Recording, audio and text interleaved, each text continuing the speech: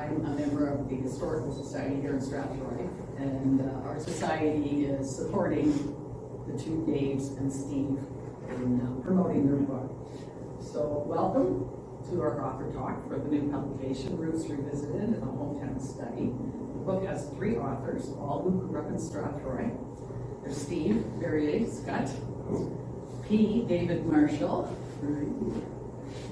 and David Riddell. There's Dave. Okay. Yeah, so Dave, the 2 Daves are on the TV screen through Zoom. Because Dave Marshall lives in Australia, so he did not come. So, right. So the book's a study about. You're right, my length. You're right. I have to speak Australian now. He's going to show off his Australian accent. Yeah, thank you. We tried to speak English. So the book's a study about what it's like to grow up in a small town and then become an adult and leave, looking for your fortune. And then when you get to be in the 60s, you start thinking, 60s? yeah. Yes. That's true. So this is how the book came about. During COVID, they would have Zoom meetings because they knew each other as kids. And they found that they were talking about memories of things that were happening when they were growing up. So you may remember the authors or their parents. They're very familiar to me. My parents were very good friends with Steve's parents, or Dave Marshall's parents, and Dave Riddell, I remember from public school. So Steve and his family moved here when he was 3 years old. His parents were Bob and Nan Scott. Bob was the manager of the Midwest Abrasive plant on Albert Street. And Anne was from France. I loved her. And I said she was a poet, an artist, and a cat lover. You just never knew what she was going to do. David Marshall and his family came to Strathroy when David was 1. His parents were Robert and Theo Marshall. Robert came to Strathroy to accept the ministerial position at St. Andrew's Presbyterian Church. And David's mom was also known as Dr. Ann Marshall, and she practiced here for quite a few years. Dave Riddell's family moved to Strathroy when he was 10. His parents were Lauren and Felicia Riddell, and they came to Strathroy as Felicia had a line to get a job as the switchboard operator at the hospital. So Lauren was a salesman, and Dave told me he sold anything from used cars to Silverwoods Dairy to coffee machines that were in the arena. And he was also a member of the Lions Club in Strathroy and a hockey coach for many years. So I was lucky enough to get my book ahead of time, so I finished it, and I loved it. I thought it was a really good book as far as it talks about Strathroy, but it's more than that. It's like you could apply it to any small town, but there's so much about Strathroy in this book, and there was a lot of memories for me, and it's just really well done. And the cool thing for me, as a member of the Historical Society, Steve talks about it, I think at least 3 times in the book, At least. about how he never had thought about local history. So now that he's done research and he has a lot more knowledge, he's going to keep that in his mind, and probably when he goes home, hopefully he's going to maybe join the Historical Society. I don't know. Well, I'm a member here. Yes, that's I'm a member true. there. So I'm going to pass it over to Steve and Dave and Dave. Thank you.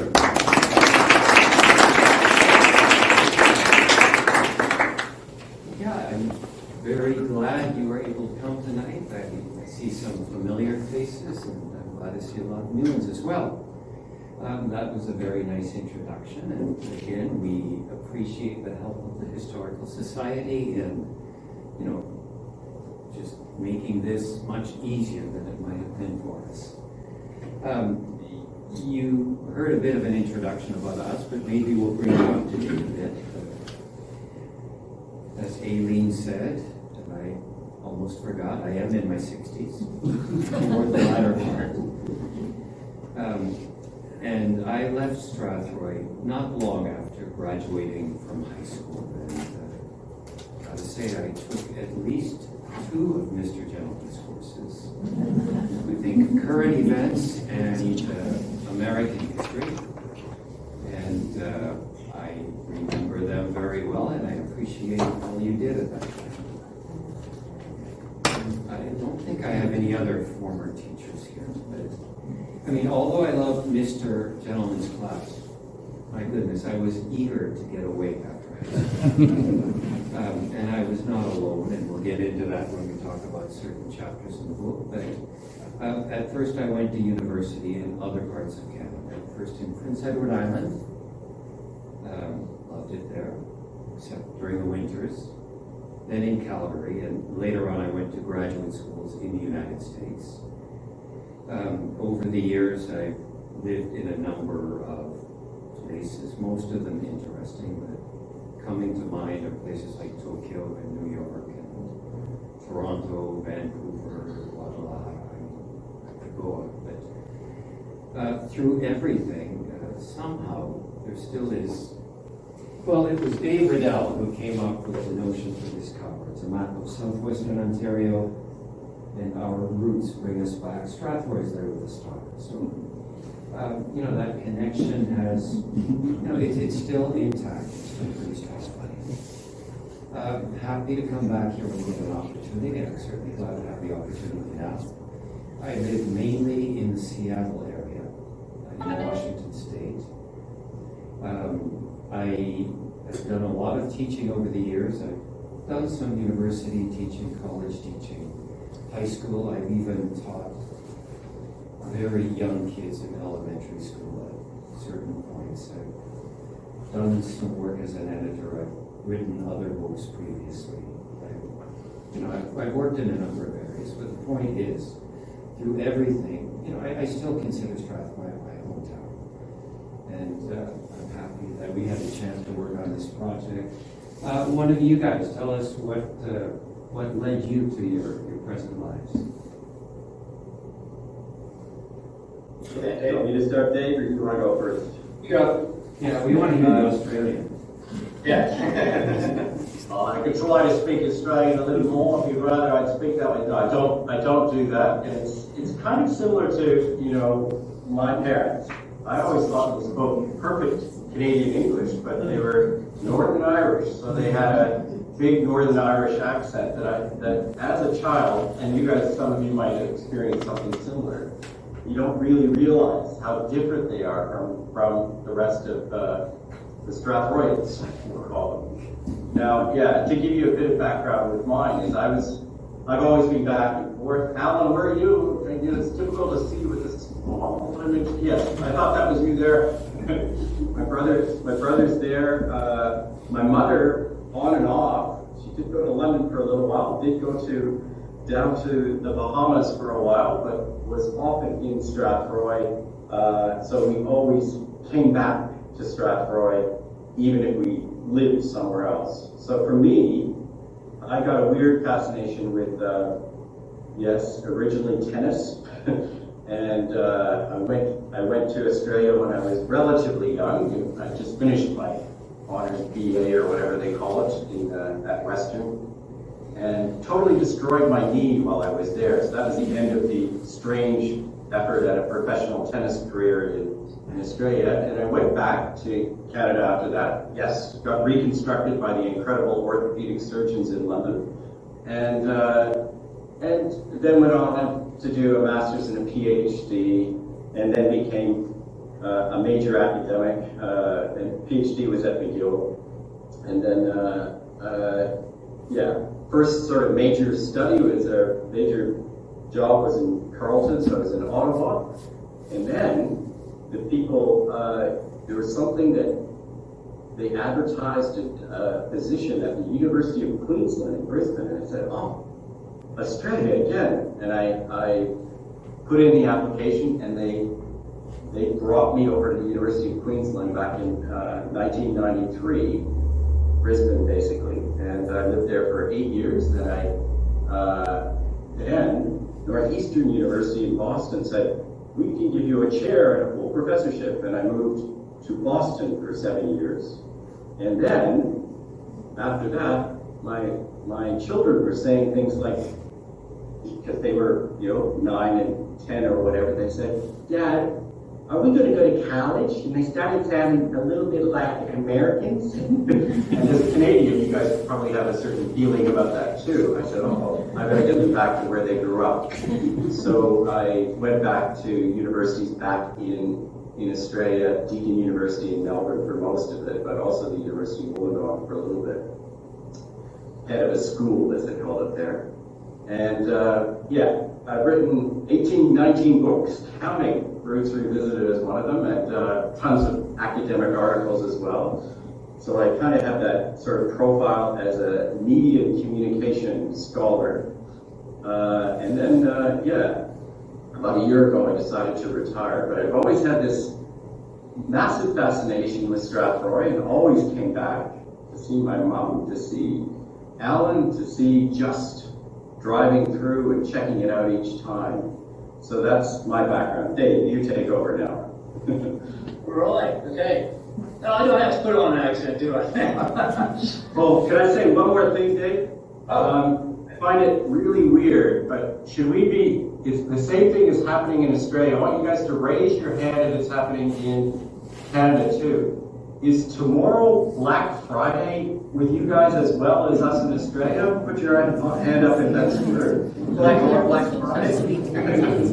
So weirdly, Thanksgiving was always, yes, a little bit different in the two different cultures, and there is no Thanksgiving in Australia. Back to you, Dave. Okay, back to you, Steve.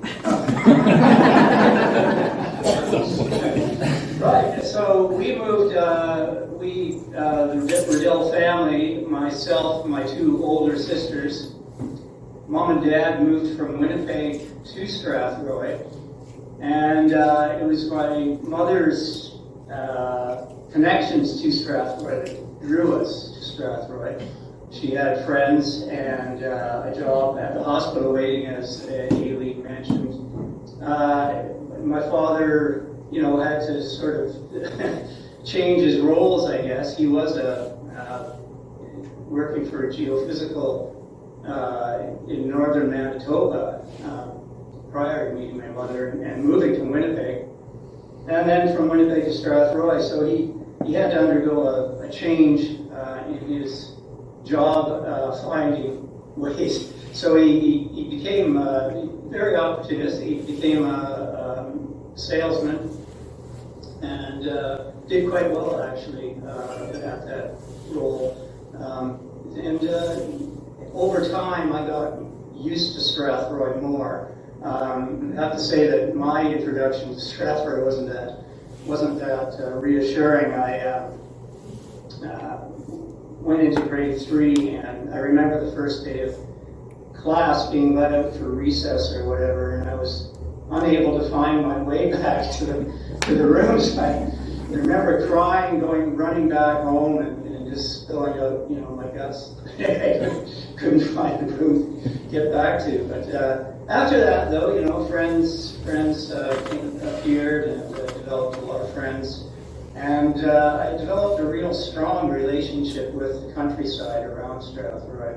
I went for a lot of walks along the river and in the woods surrounding the town, and also over a lot of plowed fields, which I found where I was started to find very nice, bright, shiny little pieces of stone, and often pieces of stone that were shaped into tools. And I was just amazed that you could find these things on the surface of the ground. And it really, propelled me into working eventually as a volunteer in archaeology, and then as a summer student for a big project out at Delaware, Mount Regis Longwoods Conservation Areas, Canada, and excavating sites in conservation area and helping out a fellow attain his PhD through the excavation of those sites. So, and then finally I got into working for archaeological assessment companies, because at the time developments were just getting the idea that they should be more responsible and excavate and rescue any previous settlement, including European immigration sites as well as indigenous sites. So this became part of the legal environment in terms of protecting the cultural heritage of the environment. And so I got doing that sort of thing, and then finally I decided to go back and get my master's. I did that at Carleton in Ottawa, and after that continued on with the archaeological consulting business. Put out some publications on an area of research that I'm still interested in, and that's the Strathroy area, the period known as the late woodland period, archaeologically known as the late woodland period. So I continue to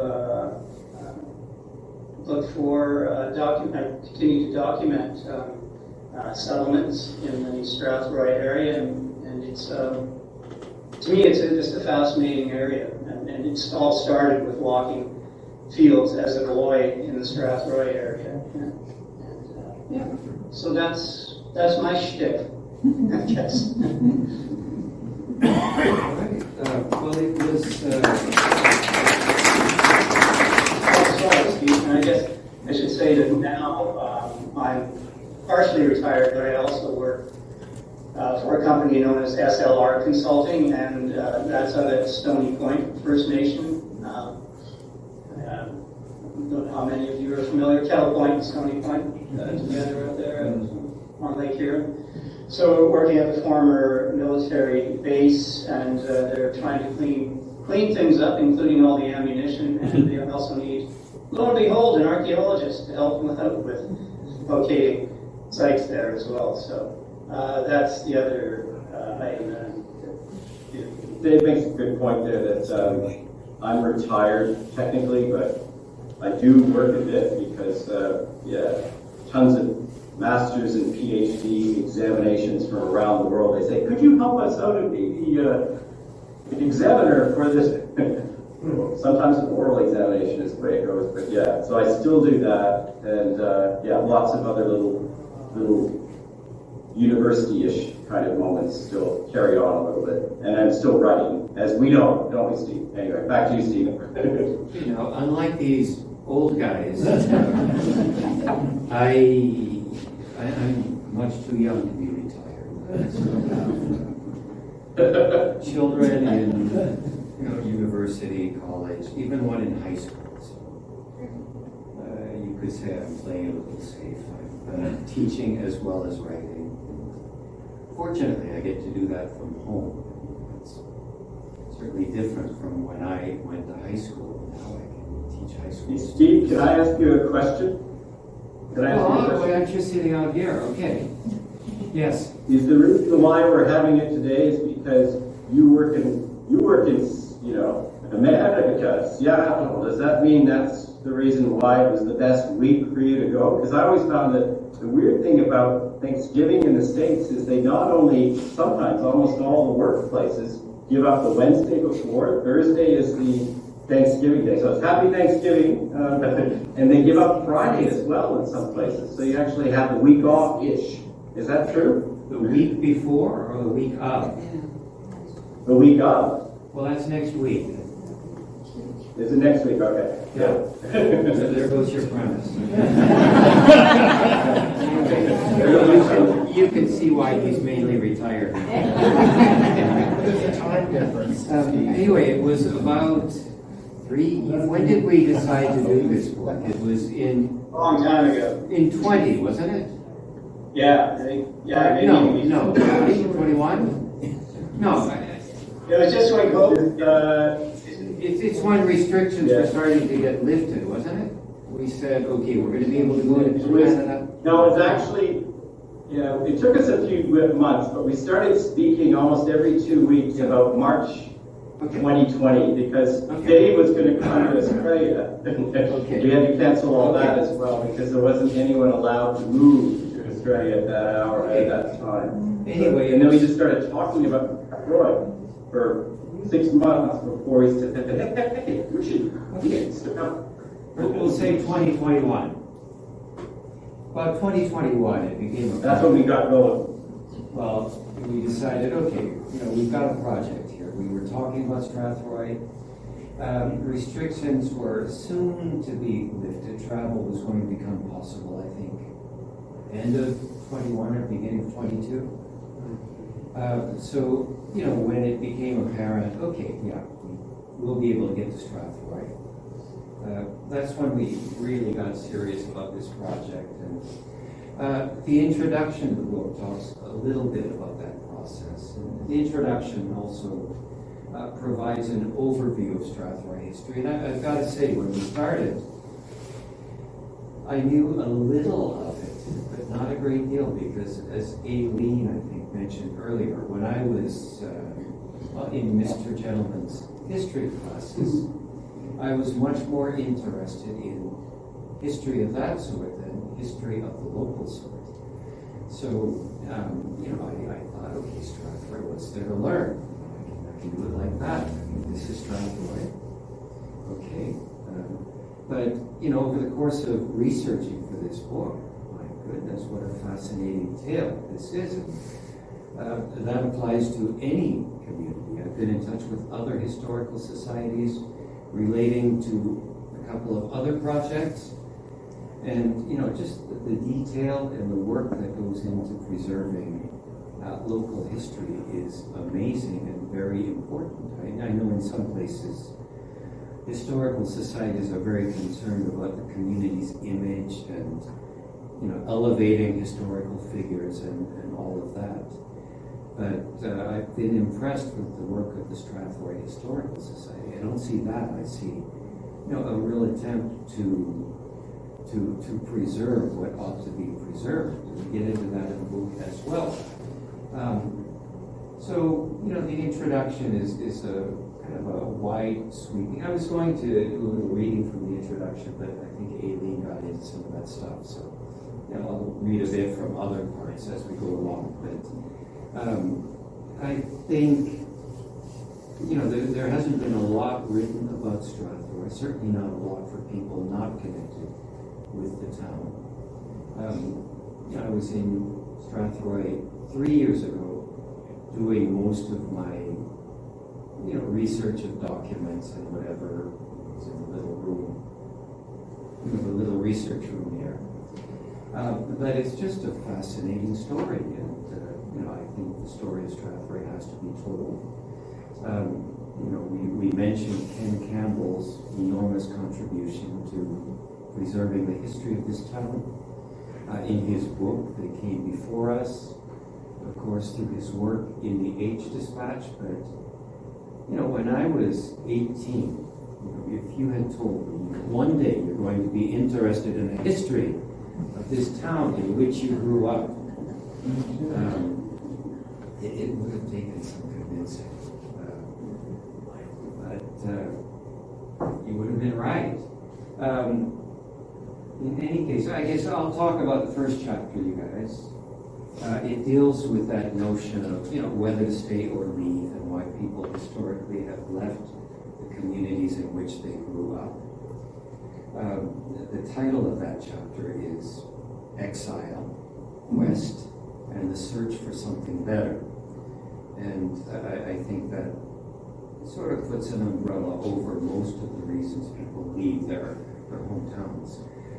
Is there anybody here who, like us, grew up in Strathroy, left, and here you are? Okay. And how many of you live in Strathroy now? Of those? Okay. Well, where did you go, sir?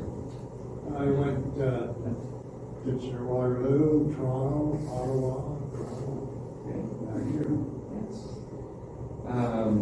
Yes, Alan. I had a friend who, when I told him I was moving back to Strathroy, and it was nominally because my mother was moving back to Strathroy too, he said, "Don't go, you'll never get out of there." And here I am 7 years later. Well, just what, I know you had a family connection in the area, Mm-hmm. and that's, a very strong factor. Are you surprised to be here? No. No? Right. I guess we're all on a string. So. Well, hearing those trains go by just gives me some comfort, I guess. Well, that reminds me of the second chapter of the book. In the second chapter of the book, it's called Time Travel. I probably will read just a short passage at the end of that chapter. That's one of the chapters. I mean, each of us focused largely on sort of heading particular chapters of the book. I mean, we collaborated throughout. But one of my chapters has me in the car, which I drove from Seattle. I didn't fly because I had to do some business in the Midwestern part of the United States, so I didn't want to be flying, renting cars, flying from airport to airport, so I just drove. And the second chapter of the book has me arriving. I drove from crossing at Port Huron, Sarnia, and it is just, it's the account of this guy from the 1970s, essentially, back in Strathroy in the 2020s, and just taking things in. I mean, my goodness, those wind turbines, on the way into Strathroy. The welcome sign, not to Strathroy, but to Strathroy Carroll. I heard of that, but why am I being welcomed way out here? I wondered. I was, several miles out in the country. That certainly was not familiar. I drove past the superstore on the way into town, and I think in the book my comment is, I think I wondered whether I'd set my time machine to take me several centuries and not just decades into the future. I mean, that it was kind of unfathomable to somebody who'd been away. Even driving down that highway 402, I know it's 40 years old, but to me it's pretty new. Did come back to visit my parents from time to time, and my brother lived in the area until moving to Florida when he was in his mid-40s. In any case, everything was the new industrial part of town in the next area to the north. I got lost driving in Strathroy. I mentioned that. I was hoping on a Sunday evening when I arrived to go to a service at a church where I had attended Sunday evening services many years ago. Well, they didn't have the Sunday evening services anymore. They cut back to one service a week. I visited a number of churches. Attendance was obviously way down. Australian Dave makes note of a visit he made to the Presbyterian Church. Dave, can you fill us in on that?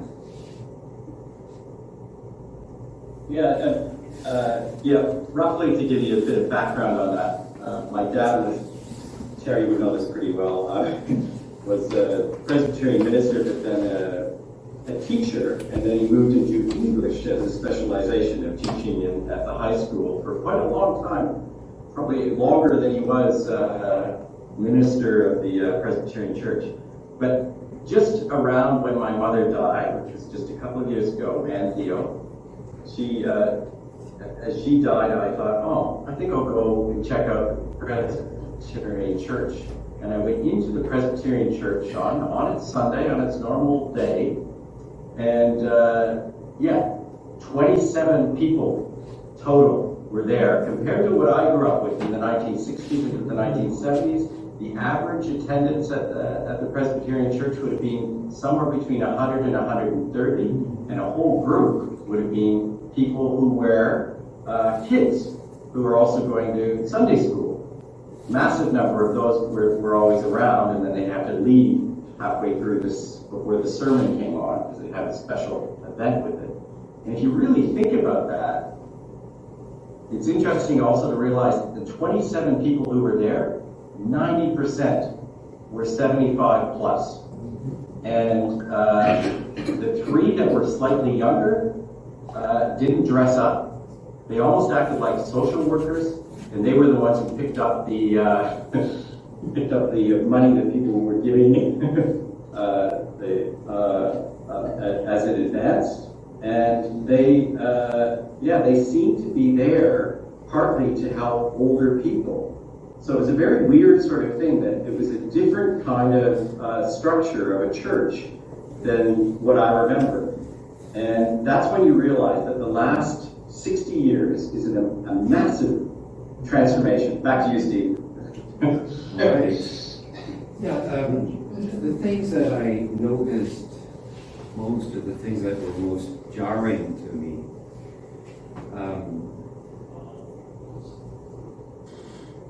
well, there were many, but to go past my old schools, Holborn Elementary School, and the old Strathroy District Collegiate School, and to see how those sites have been transformed. Just, it threw me. I mean, they are both senior residences of some sort. So, immediately I just wondered, did any of my old classmates who studied with me there actually move into these places? And if they did, is it as mind-boggling to them as it is to me to see this transformation? If you don't mind my asking, is there anybody here who went to Strathroy High School or Holborn School who lives in one of the residences? Not yet. Not yet. But it's still there. Okay. So they don't fill them like they used to. So, yeah, Holborn Place, and what's the other one called? Sprucedale. Sprucedale? The one at the high school? Mhm. Oh, that's Sprucedale. Okay. You can still toboggan though, so it's okay. Yeah, when I went to high school, we mentioned in the book, one of the big attractions of the high school was the smoking area. Amazing. But even more amazing to me is just that transformation. Every time I come back to Strathroy, the demographic in terms of age skews, it moves a little bit. But that's the case everywhere. I mean, I spend a lot of time in Japan, and there, Japan is in crisis because there's going to be a huge population block. It's already starting. I saw that coming 40 years ago when I first lived in Japan. Hey, Eve, is this getting recorded? Should you just speak in Japanese just for 2 sentences? Keep going. I hope there All right. aren't any subtitles. But that was a big change to me. I'm not living in the town, so I don't come across these things gradually. It's like remember the old Grecian formula commercials? Little by little.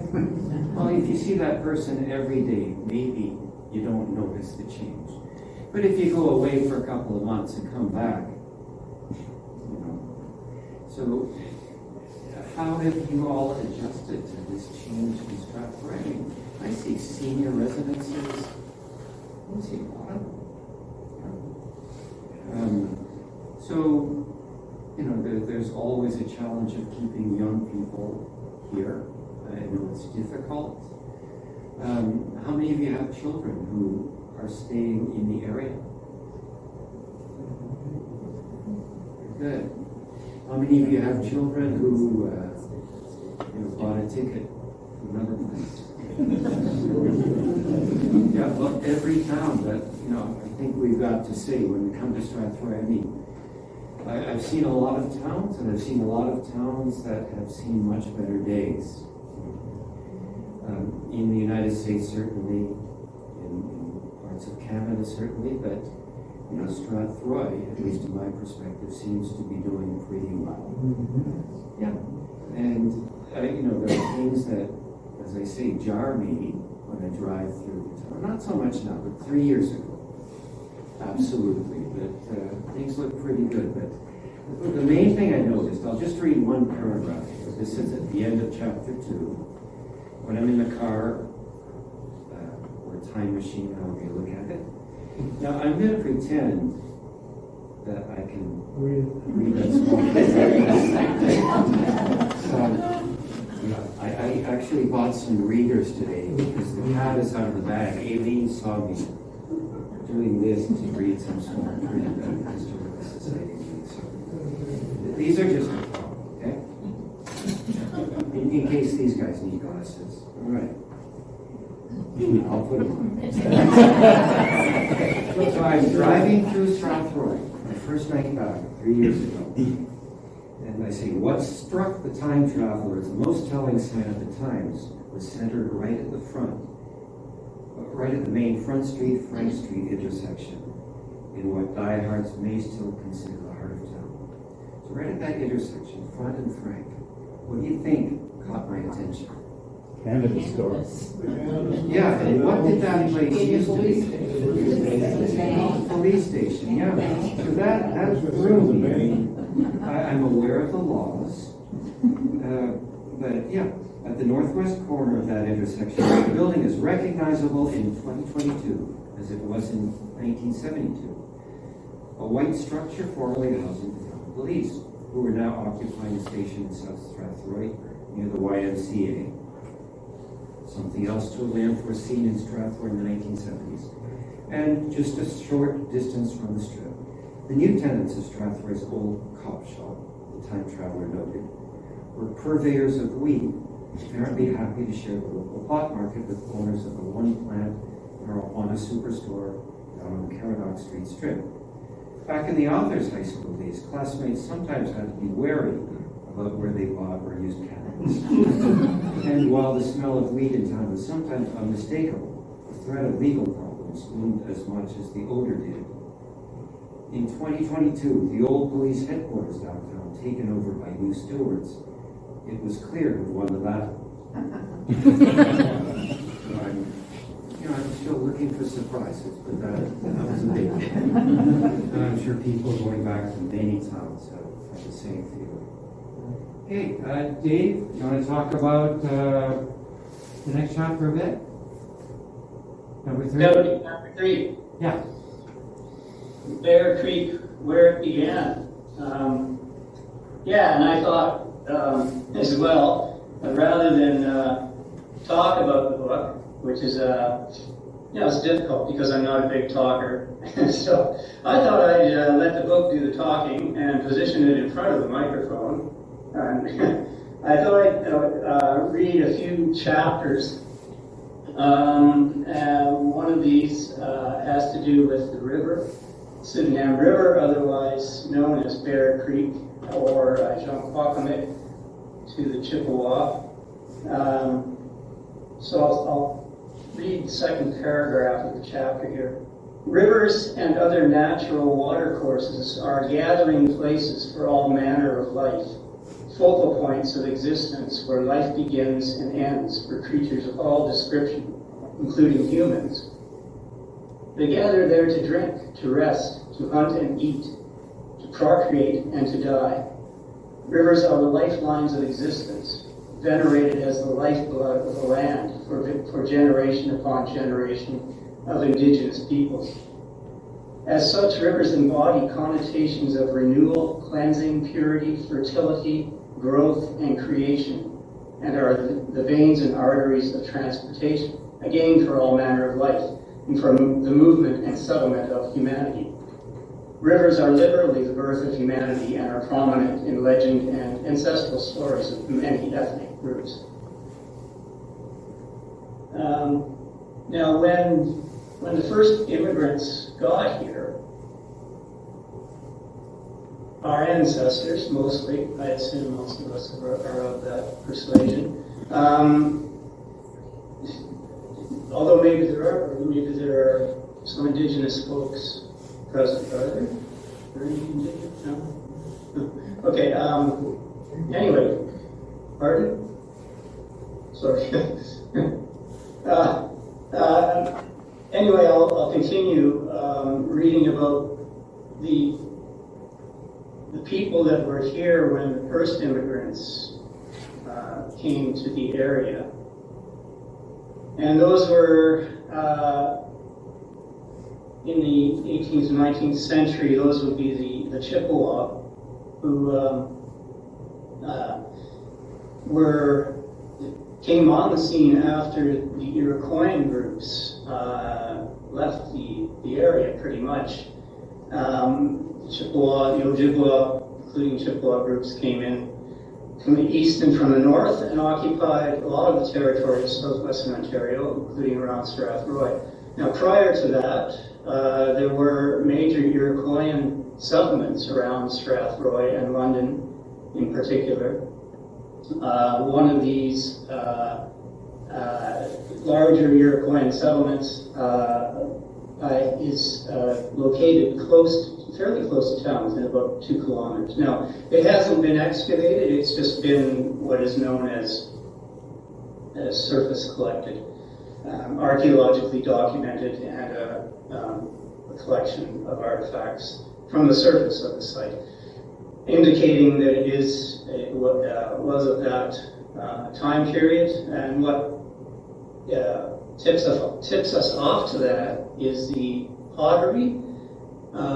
They made some very exquisite pottery during that time period, and also the stone tools as well, different types of stone tools.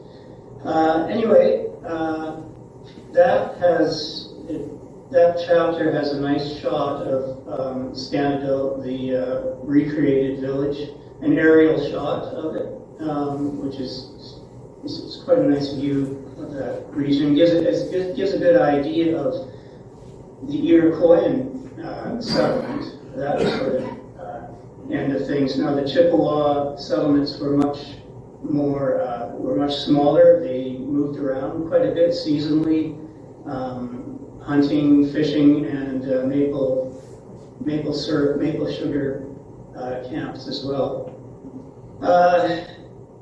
I'll just say from that chapter, closing from that chapter,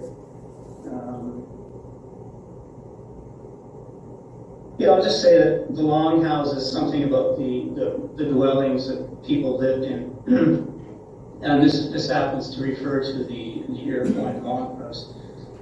The longhouses were regarded as living entities by their inhabitants. The bark from the trees of the surrounding forest was used to cover or clothe the houses, and the trees themselves were used as the wall posts and supporting posts of the structure. Regarded with reverence, some of these posts, these wall posts or interior supporting posts, were thought of as the ancestors.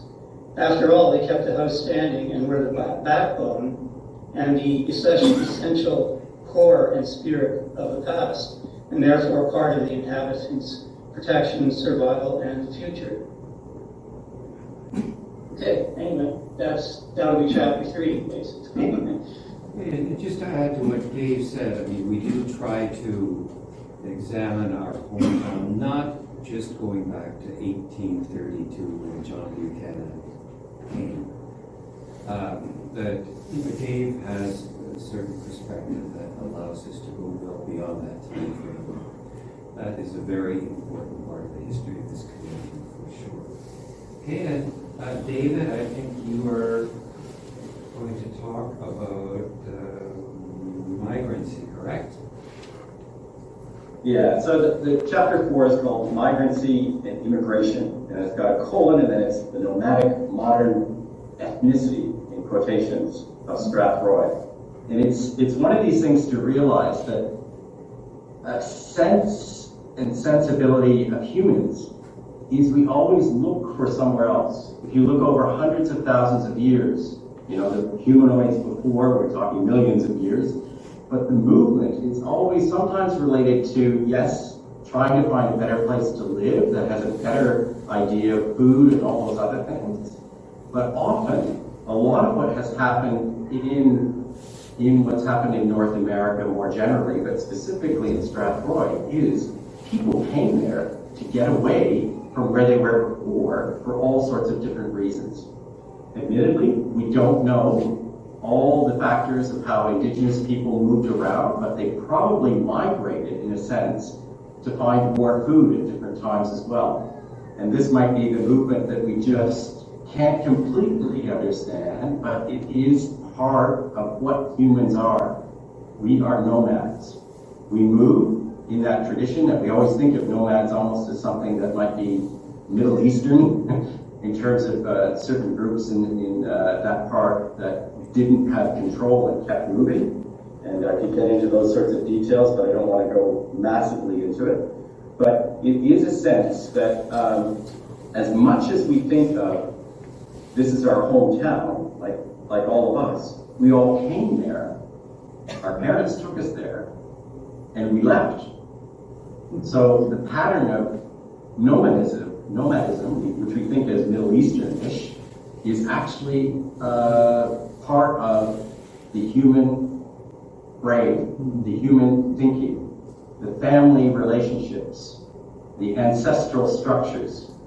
So I would like to see if everyone would want to raise a hand to say, oh yes, I know I am from somewhere else in previous generations, even if you were born there. Are you from thousands of kilometers, or if you want to use the American tradition of miles, are you literally, if you look historically, thousands of kilometers from where your ancestors were? Raise your hand. I think it's absolutely true. And some might not know it completely and feel much more connected to it, but there's always that play in it. So there's all sorts of things that we experienced. The Dutch Canadians coming, post-war, the Portuguese appearing as we were growing up. These two generations were all there, depending on when we got to Strathroy, or we were a previous generation. And they were transformative of what Strathroy was. This is probably similar to what would have occurred 200 years ago, when there were maybe hundreds of people in Strathroy. But if a group came, say Hungarians, Belgians, whatever it might have been, probably changed the actual sentiment of what was going on. They could have had a different relationship to work, but that is part of that nomadic structure that is part of Strathroy, which also explains why so many of us leave where we grew up. In fact, you probably have brothers and sisters and people that are cousins that were closer, and then they've moved to somewhere else that they're not as into Strathroy. So part of the historical society is to completely understand that complicated structure of what Strathroy is and how it keeps changing.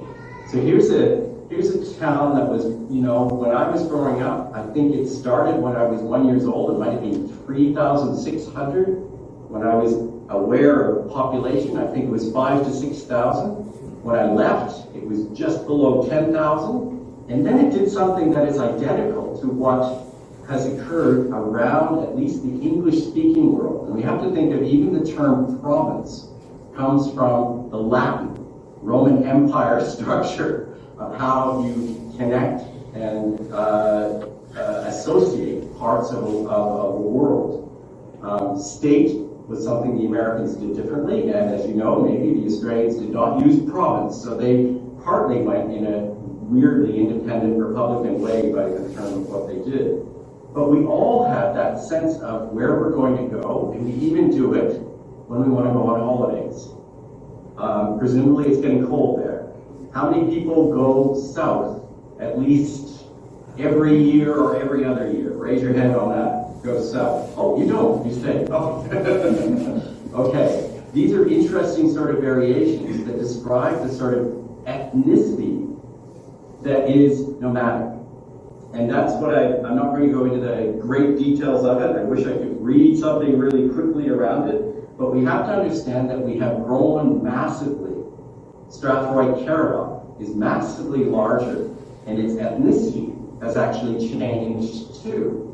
That there's all sorts of people who are relatively new to Strathroy and may not even understand, and this is where the Historical Society is so important. What's the origins? What's the past? Where did this come from? What do we see that predates it? And what is going to post-date it? Is it really just a town, or is it a series of something that we probably get used to in Toronto and now London? It kind of has suburban structures. And that was one of the feelings even when Steve spoke earlier. There's something, quite different about Strathroy from 50 years ago when we were growing up. So that's my chapter. I'll let you guys go on to the next one. Who do we have next? We have end of it. I think the press. Oh, the press. Go for it. I've had an interesting time contacting some of the newspapers in the area lately. I mean, in the old days, everybody I'm sure remembers the Age Dispatch, when it was the Age Dispatch, I like to say. Until, when would you say the Age Dispatch became something entirely different? Somewhere between 2005 and 2010. Yeah. Very slowly. Yes. When I was here 3 years ago, I talked to Steve Down, Dave Cameron. This is Dave Cameron. I forgot her name. Oh, Dave's wife? Yes. Kathleen Mike. Yeah. And actually, Bernie, you worked for the Age Dispatch for a time, didn't you? Yeah, I thought this was a reunion of Age Dispatch. Well, okay. Who else worked for the Age Yeah, how Dispatch? many weeks were in the Age Dispatch? Alan, what did you do? I mean, what did you do for the Age? I worked there in summers doing what they asked me to do, but oftentimes it was selling advertising. Okay. Anyway, Alan and I were both, we contributed to the Age Dispatch because we all wrote, the articles for SDCI. Yeah. Some people have told me recently, I don't remember doing it at the time. People send me copies of stuff from the Historical Society. Anyway, the Age, I grew up reading the Age. I was not interested in local history. I was interested in finding out what was going on around town. So, I read about so-and-so's event or, somebody's bowling league or, whatever was going on around town. It was a community newspaper. Now, the last few days, for example, I contacted the Strathroy Age Dispatch to let them know about this event. And I didn't hear back, but, they got their article from the London Free Press, and, how many, newspapers are in far fewer hands than they used to be, as you know. So there are many towns that have nothing, not even what Strathroy has now. And I don't mean to belittle that. I mean, it's a paper, and they're having a hard time. But there are many communities, in what we call the news desert. So we get into that, and just how vital it is to have a real press in a town. How many of you remember any editors of the Age before Ken Campbell?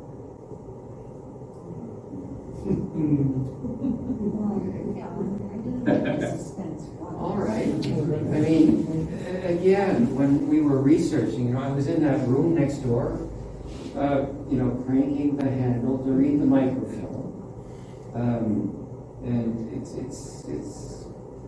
it takes a long time to do that. Oh, that looks interesting.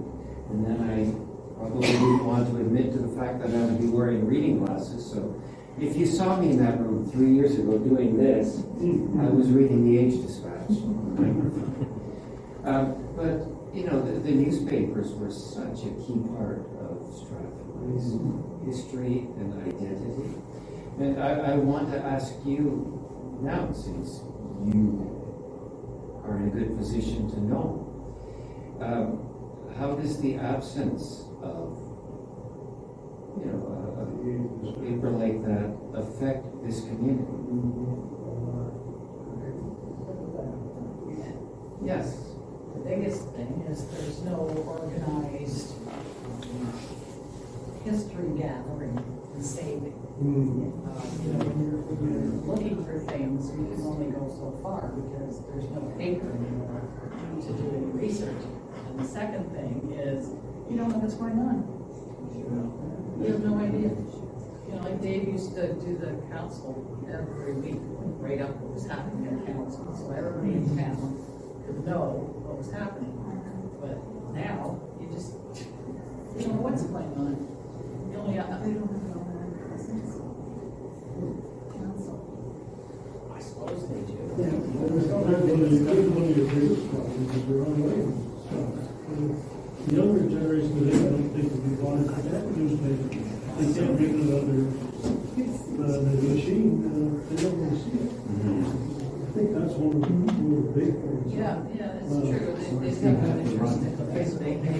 If you are interested,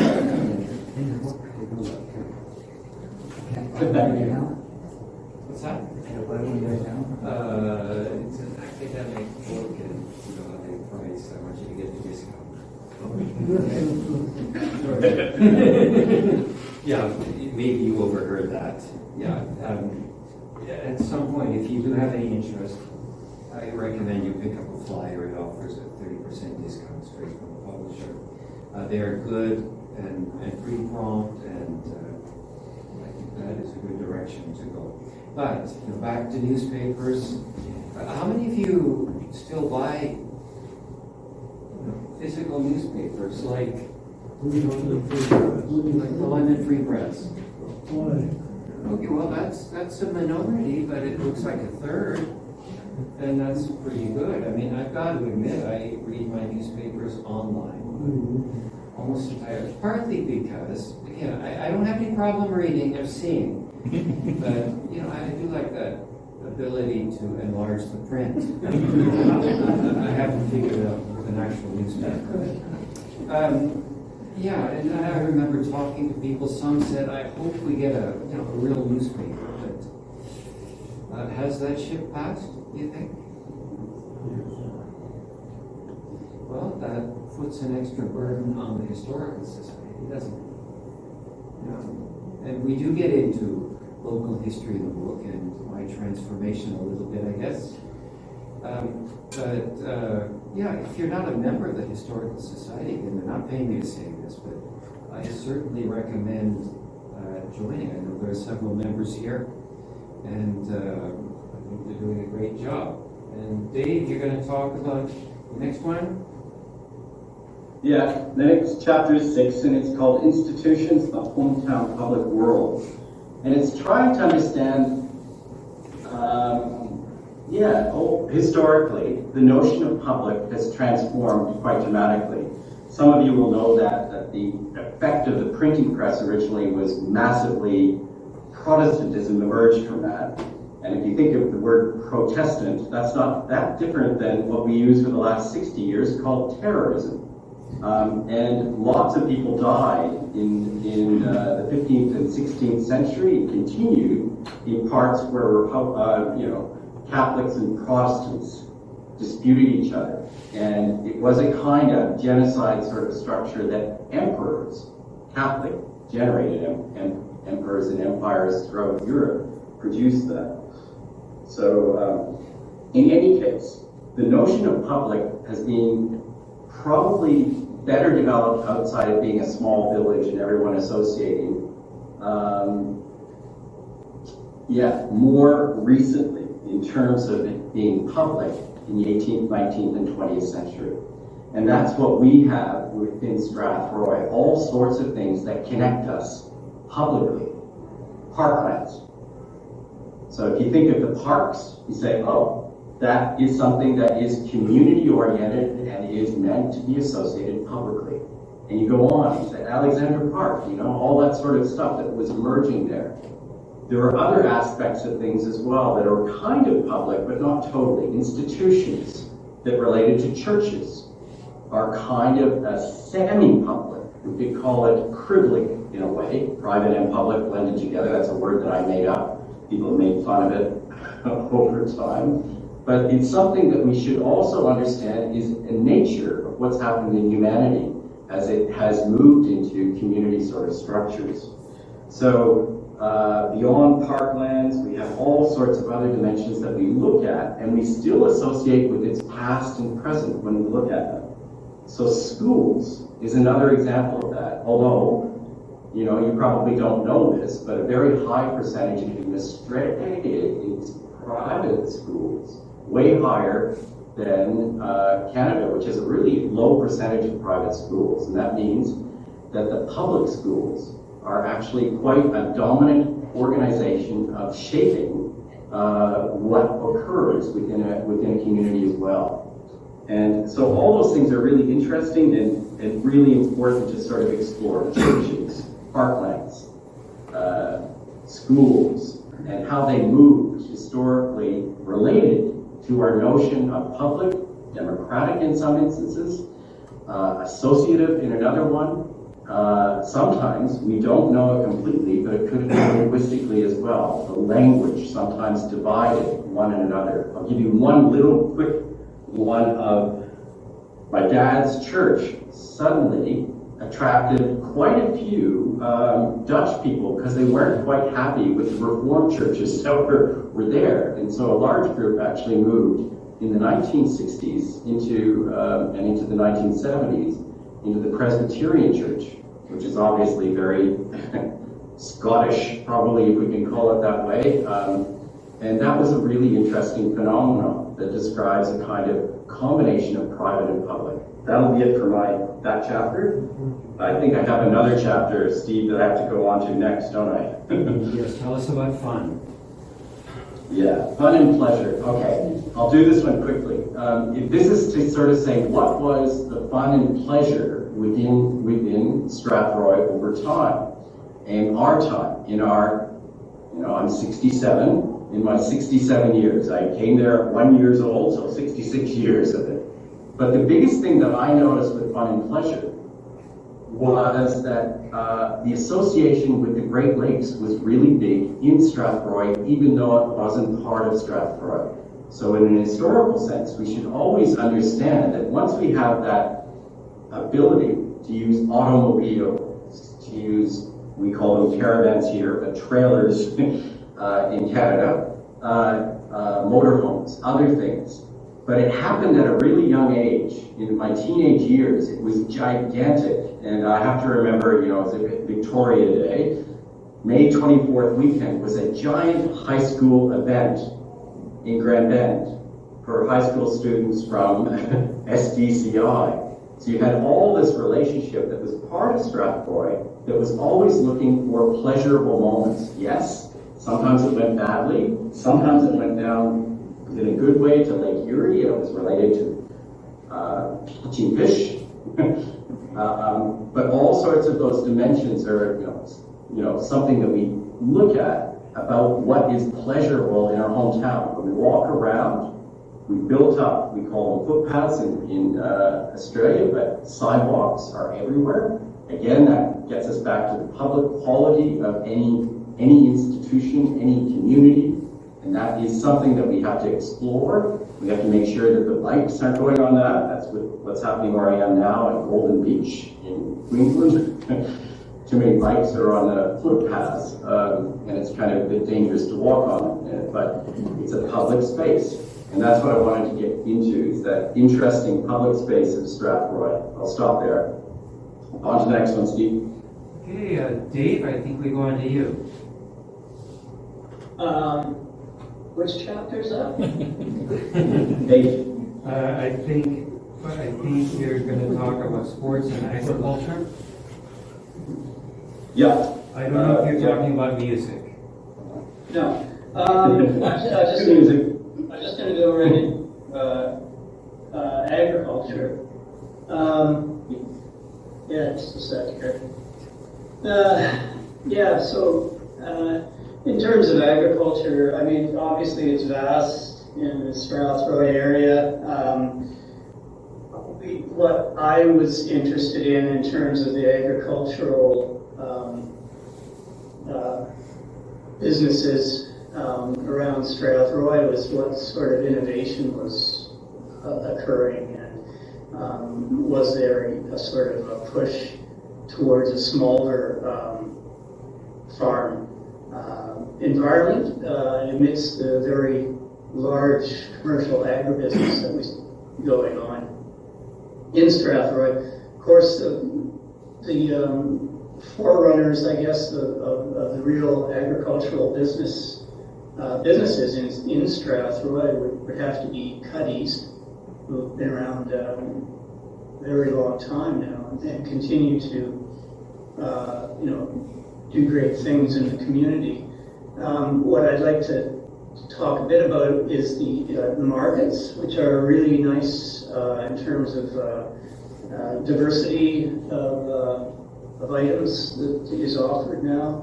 Just going through the list of, as I strolled through the market one summer, the vendors included a farmer from Thamesville selling assorted veggies, Bonnie Bee honey. There's Roberti Farms from Kerwood, veggies and fruit. Mr. Corn, Strathroy, Fort Rose Maple Company, and the Corn Crib, the Whole Grain Hearth Bakery, Mulberry Moon Farm, located just north a bit of Strathroy. I'll talk a bit more about them. Green Bee Floral Company, Rockland Orchards, Red Moose Pickle Shack, RJ's Garden Market, the Rusty Wrench Brewing Company, right in downtown Strathroy, and the Fairhaven Mission Farm in Arkona, noted for its rainbow trout. So a lot of real diversity there. I think the markets are providing a real community vibrancy.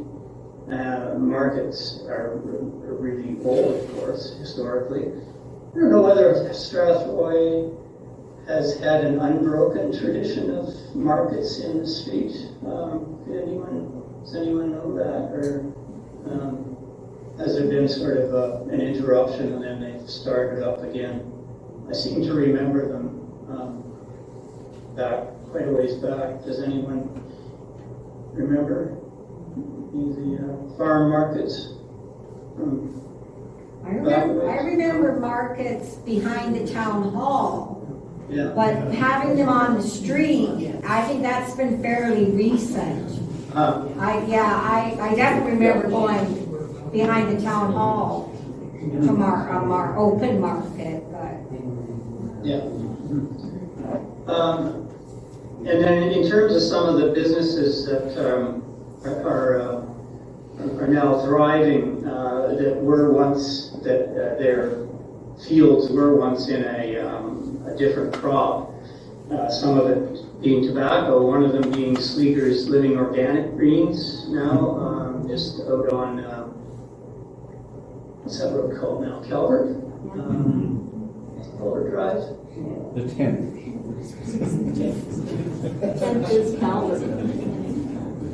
Anyway, and then Sleeger's Ginseng Farms as well have operations, very successful in town. Mulberry Moon Farm is one of the organic farms a little ways north of the town that's just starting to make a nice little niche. And I do go on to talk about Ellie Wiersma's place. Remember, did people here go to Ellie's at all? She just closed. Yes, I know, yeah. So I thought, and unfortunately she closed, after the book came out. But I do mention that in the website that associated with the book that she has closed as well. I should mention that actually the first farmers in the area, the first farmers in southern Ontario, were the Iroquoian peoples. They, when immigrants got here, they saw, a lot of them saw large fields of tracts of corn that the indigenous people, the Iroquois, were growing at that time. And that'd be really early immigration that talking about the 16th century, 17th, 18th centuries.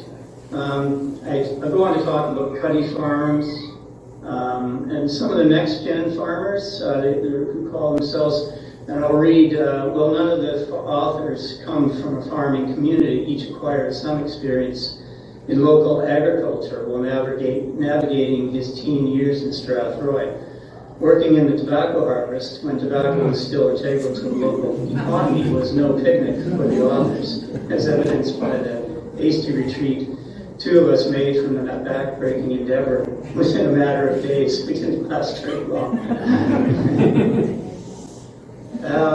Also, picking fruit on a local farm proved less than lucrative and set in motion a retreat that may have been even hastier than the escape from tobacco farming. One author, the one heading and writing in this chapter, fared better while working for a time at his uncle's farm near Port Elgin in the late 1960s, and that was me, and I spent quite a bit of time up there, both on mixed farms and dairy farms as well. And that was when the farms were still relatively small, and as was the machinery, which was likely to be quite used as well. There was still a fair chance that at least one son would carry on the tradition and stay on the farm at that time, although clearly that was changing as more kids were working off the farm as well.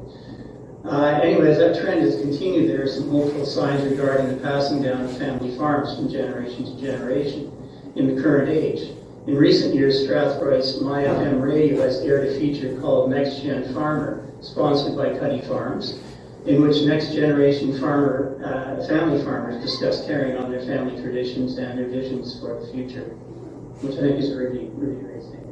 Anyway, that was that's every. Oh, we have to mention a bit about the cannabis business. No, wait. And the businesses, the very large cannabis businesses, which set up operation in Strathroy. These are very large grow operations. And one was under the name of Eve Cannabis. The other, where is it? There was another very large grow up, Entourage, I believe that one was called, Entourage Health Corporation. Anyway, both these companies folded within a matter of 2 to 3 years upon their inceptions. Now, it may come down to mismanagement or just the wrong time for the markets in the town. But now we witness that even though those operations have shut down, there are 3 cannabis retail businesses in town. So the cannabis business is here to stay, definitely. It's just that the 2 big operations who tried to gain a foothold here didn't fare so well. And that's about it for agriculture in a nutshell. Yeah. Tobacco. I was one of the 2 who tried a little tobacco picking. And in the book, I likened that experience to, I remember exactly what I said, but sitting in a cart and going through an automatic car wash. Those Russians. Yeah. I read that to him. Oh, okay. Because he I know. Yeah, and Larry was one of the people I interviewed 3 years ago, and I heard his experiences. Is it something you get used to, or do you get that feeling all the time? You just do what you gotta do, you know, like you're there and, you know, your parents are running the farm and you're out there, you know, doing your part. Well, okay. You don't have much choice. We used to call it the back Yeah. breaking leaf. I didn't stay long, and also I was one of the fruit pickers who found out it is not very lucrative. You can get a fill of that. My agricultural career was not very long. And in the book, David, with the Australian accent, makes mention of the old Stompin' Tom song about Tilsonburg. Does anybody remember that? Well, my back still aches to hear that word. Yeah. So Tilsonburg. Yeah, and throughout the book we do have notes. I mean, not only references to written work or to people we've talked to, but we have a little back and forth. You know, Steve says this, Dave says this, David says this. So I wouldn't say we get into any debates, but we bring up our different perspectives on certain things. And, See, that's why we're here now. We're going to debate, aren't we? Dave, you're wrong. Well, maybe in a little while. Okay. No. Anyway, the next chapter, and I'm going to be brief on that, deals with, well, I will ask you, what happened in Strathroy in 2001? And not only in Strathroy.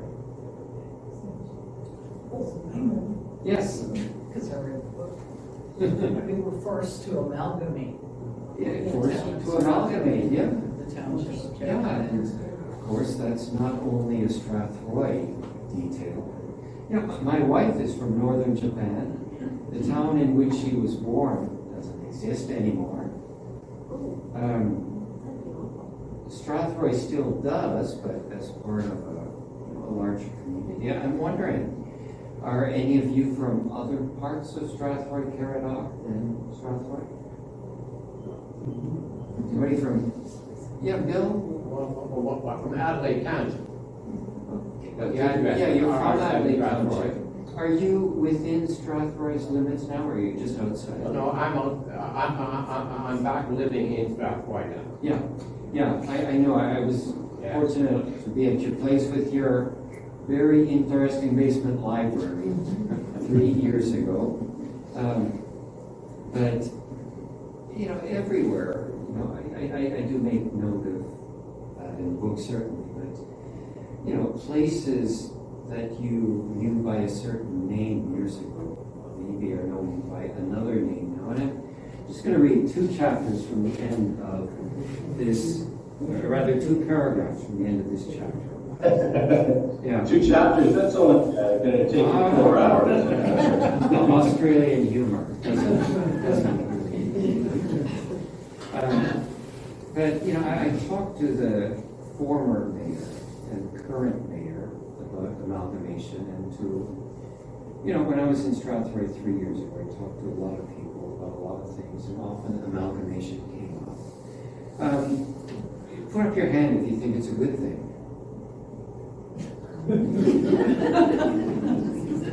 Okay, put up your hands if you think it's a bad thing. A necessary thing? Amalgamation.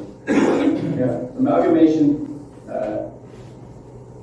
My back still aches when I hear that word. That was a joke. We'll debate that. Anyway, you know, it certainly was my feeling that maybe people in Strathroy are not so dissatisfied. That maybe some people, are people still angry in Mount Bridges? I was going to say Mount Bridges, that's a different feeling out there. Does that I mean, we used to be in persist? charge of our own stuff out there. I think family that happened still was there. Okay. They're not real happy. Mount Bridges doesn't exist as a name now, does it? Strathroy Caradoc is not. Well, there's still a sign that. There never was a mountain and there's no bridge, so. Well, no, it's a slight height. Get over the tracks. And there seems to one of the things that's probably happening in Canada and Australia is the play with indigeneity. That there are not a lot, but there are a lot of changes in the notions of regions that move to a slightly different name. And Dave, you might know what would be the name for our region, and others might know it in Strathroy. That Strathroy, yes, is describing, yes, a nomadic community that came and moved migrants basically to it. But what would predate it in terms of a title for that area? Dave, what do you think? Is there anything that you have ever picked up that would be the closest thing that you could say for the area, what the name was 2,000 years ago? Well, it was, not that long ago, but several hundred years ago, it was part of Verrier-Marshall-Riddell. And that's the way they called it, did they? Okay, yeah. After the Iroquoian presence, there was the Algonquin speaking Ojibwa and Chippewa. So, and those groups, Algonquin, Iroquois, have a tradition of interaction as well.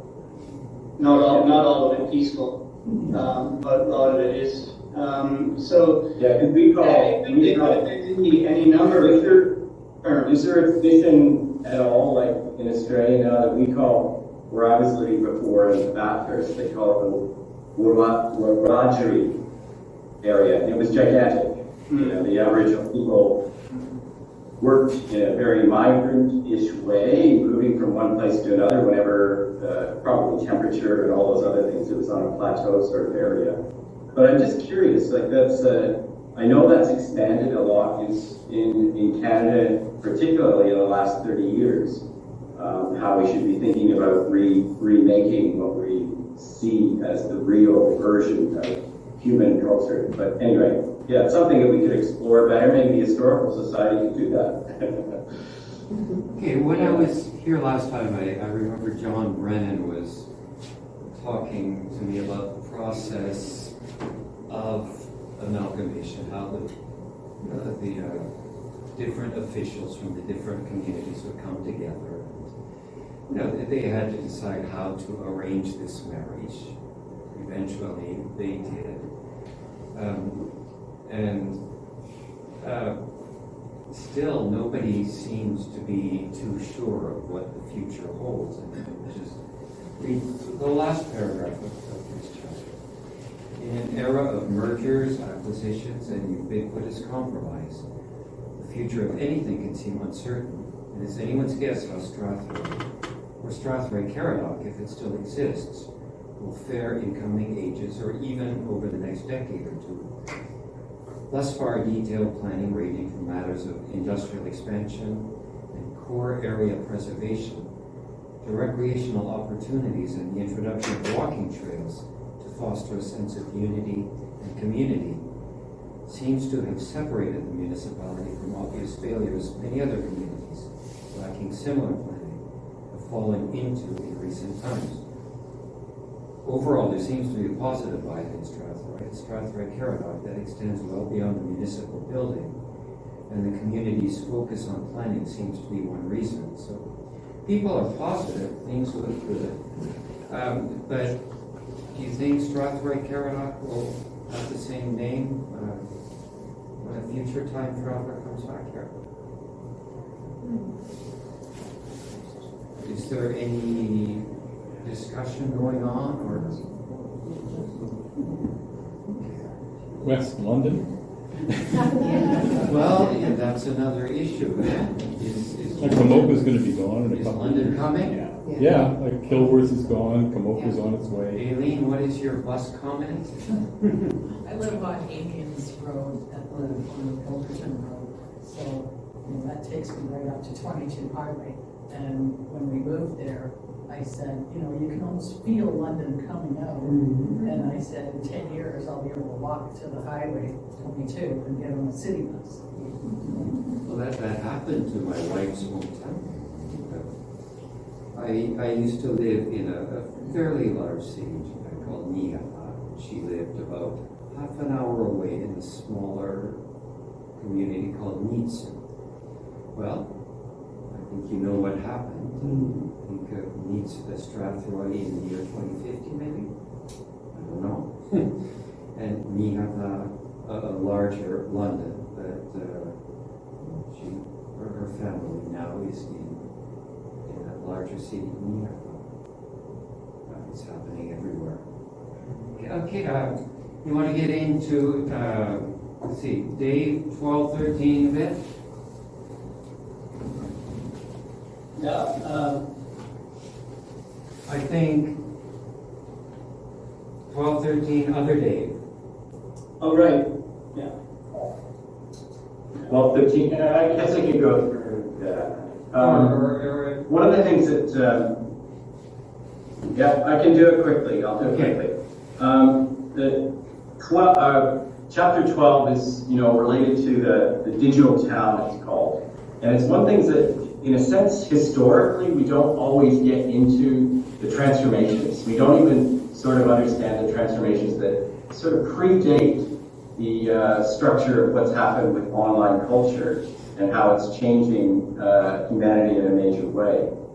And what I remember really big is, and Alan, you would remember this too, that our dad was obsessed with building the highest sort of aerial TV antenna in what we called MRU, RR7 Strathroy. And it was gigantic tower so that we could get more American and more Canadian sort of television channels really, really easy. And that was probably 69, 70 was roughly when that was put up on ours. And then cable television comes big in a sort of big way.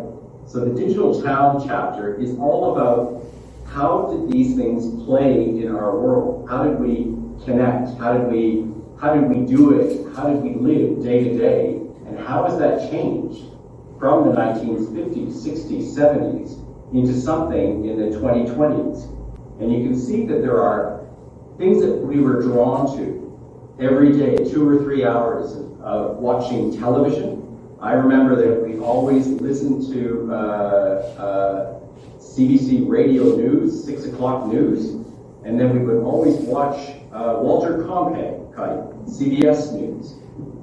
For years and years, that's what happened as I was growing up. And then we would watch the National, and we also have other relationships to seeing Rat Patrol, or we would watch Hockey Night in Canada. And these things are technically historical structures of how we operated in Strathroy at that time. And we have to think about it because it's now 50, 60 years ago.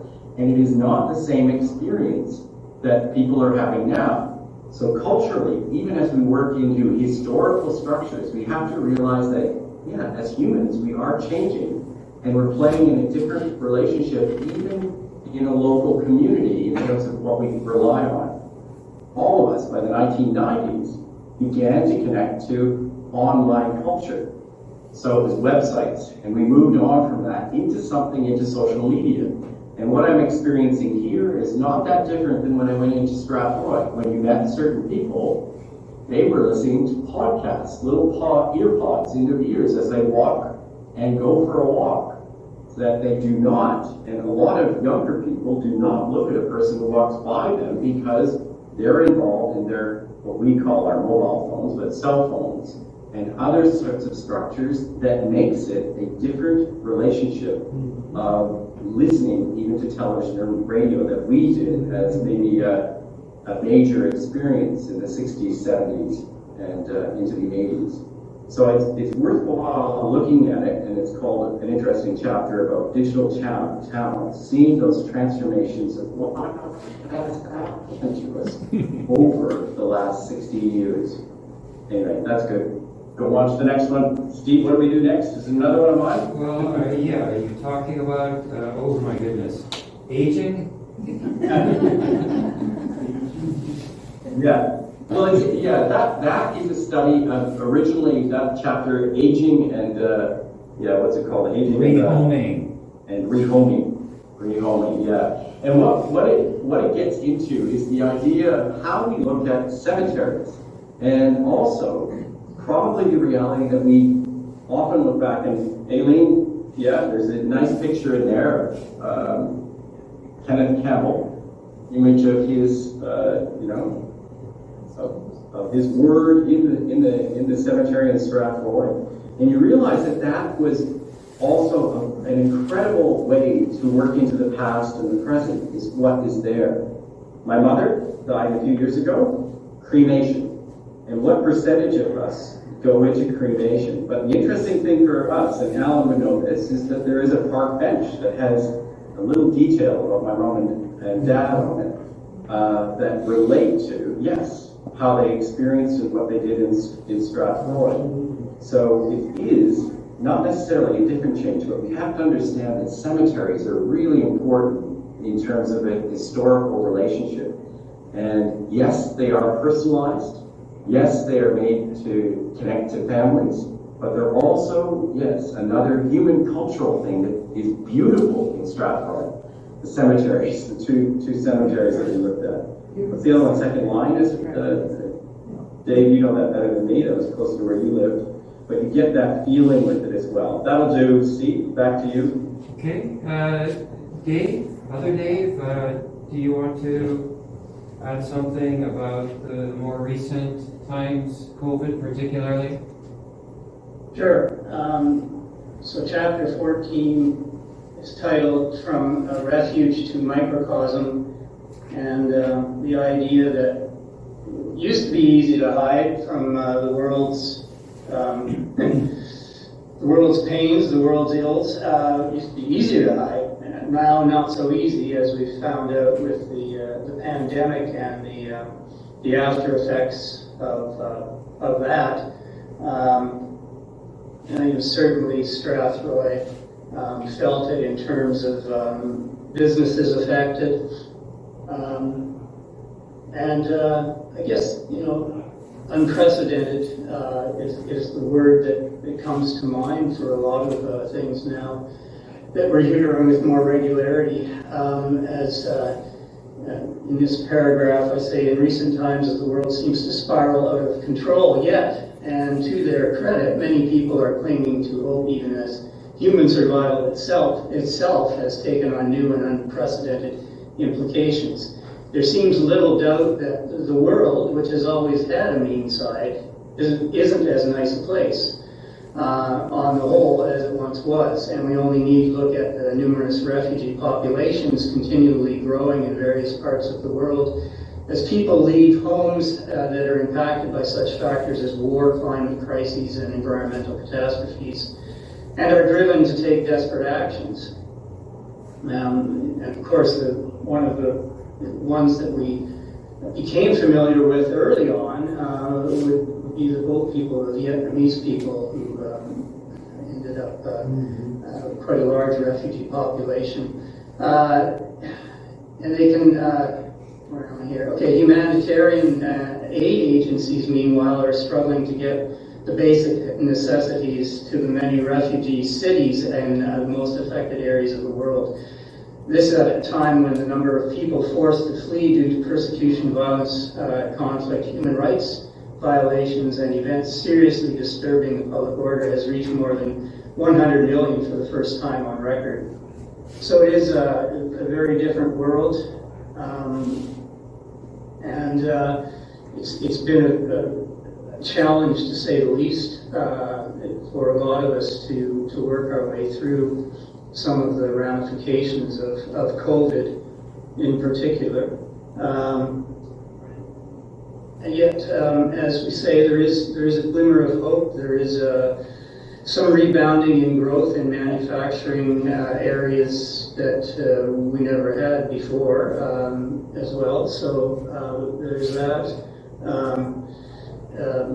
But the overriding reality is that COVID took its toll on the fortune of businesses and individuals throughout, as it did elsewhere.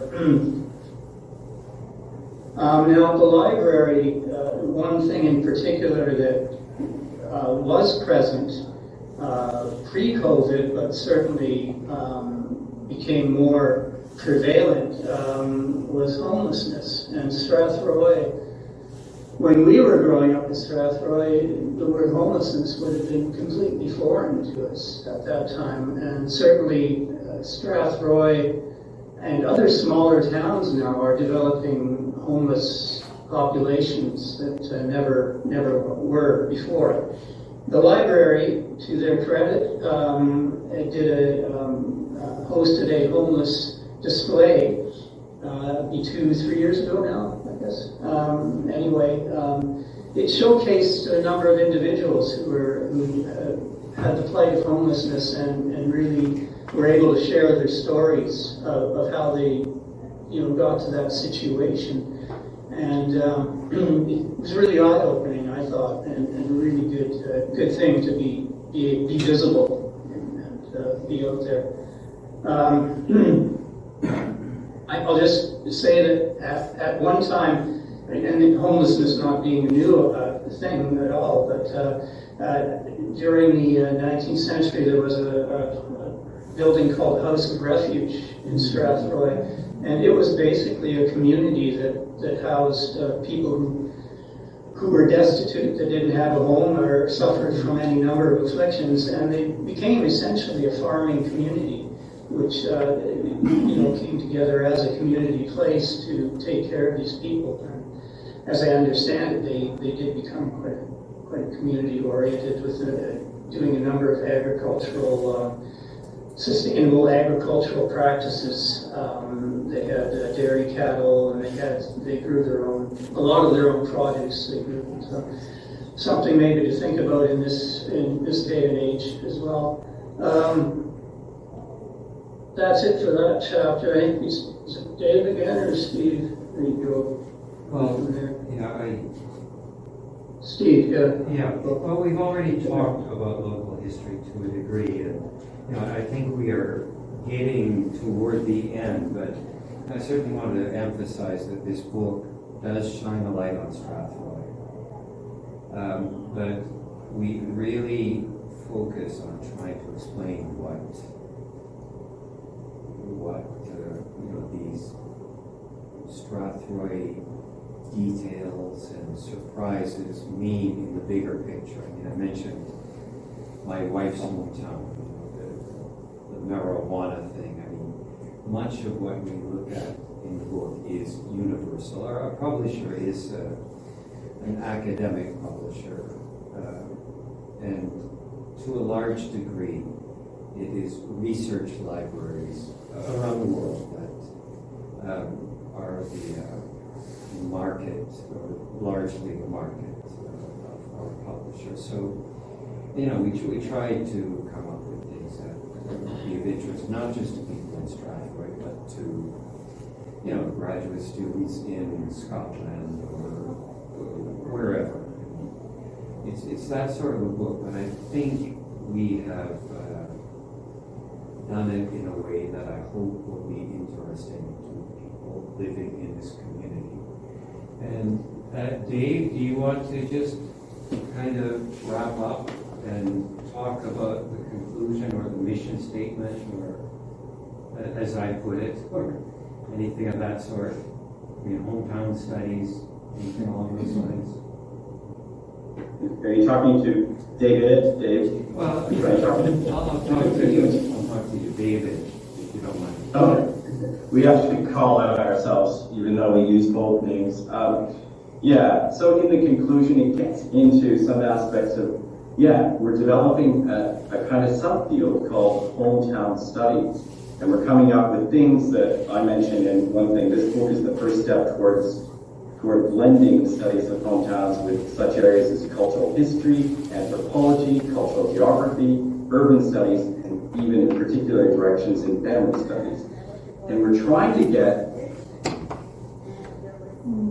as you get into this, to think about how do we go forward with something that is called hometown studies, a sub-area, but is connected to multiple areas, disciplines, in terms of trying to understand it. So one of the things that I brought up in the conclusion also was, did we ever ask our parents if they loved Strathroy? That would be great. Historical Society probably does it regularly, and that's something with it. But did they really, what did they feel as they came? Because they came from somewhere else. What was it that they gained, and what did they feel like they lost from wherever they were before? And this gives us a sense of, a cultural history and a really good understanding of what a community creates for us and into our future. And the thing about Strathroy is, some of my brothers often said, oh no, it's now just a suburb of London. And that really hit me. Every time I ever went back there, I never thought of it that way.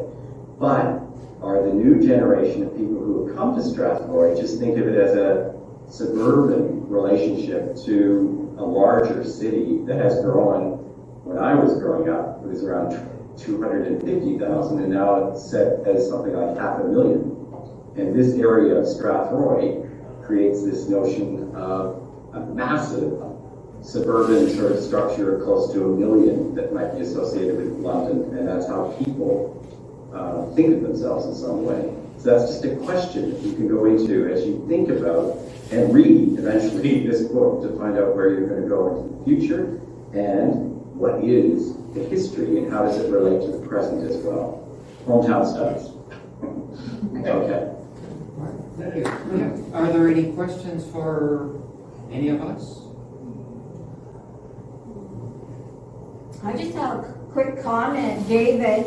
I'm glad you brought up Strathroy Cemetery, because that's my favorite walking place. I walk there pretty much every day, and I have learned so much.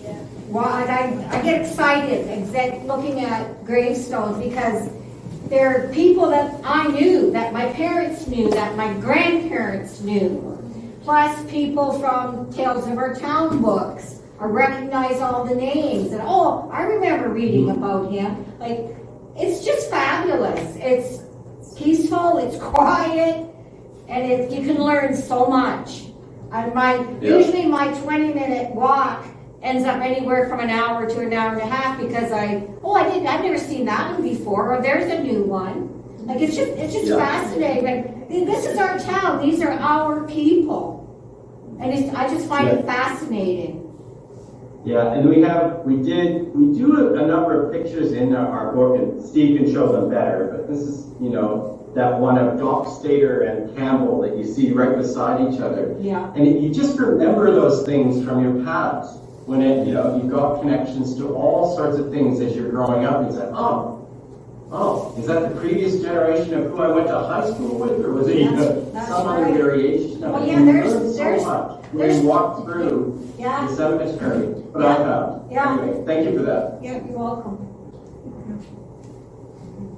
Any other comments or questions? Well, we certainly thank you. We're glad you could come.